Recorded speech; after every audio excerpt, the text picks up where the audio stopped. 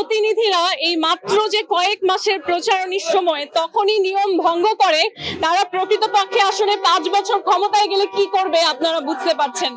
আমার প্রধান অঙ্গীকার নিয়ম এবং আইনের প্রতি শ্রদ্ধা, জনগণের অধিকার নিশ্চিত করাই হচ্ছে আমার নির্বাচনে অংশগ্রহণ করার প্রধান লক্ষ্য। আমি যদি 5 বছর সংসদে বসার সুযোগ পাই, এই সমস্ত সময় ধরে আমার যে আইনজীবীদেরকে নিয়ে আমি দল গঠন করেছি, তারা মানুষের জন্য ফ্রি ভলান্টারি সাহায্যে এগিয়ে আসবে, যাতে করে সমাজে আইনের প্রতি মানুষের আস্থা বাড়ে। এবং এই নির্বাচনী প্রচারণা হতে শুরু করে যতদিন পর্যন্ত আল্লাহ যদি চায় আমাকে সংসদে রাখা হয়, সব সময় আপনারা ভিজিবল চেঞ্জ দেখতে পাবেন।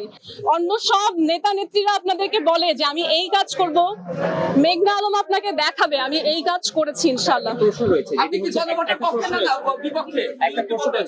এবং কখনোই আসলে আমরা যদি আমাদের পাস্ট ভুলে যাই, তাহলে আমরা ভবিষ্যতে আবার সেম ভুল করতে হয়তো দেখা যাবে আমাদেরকে।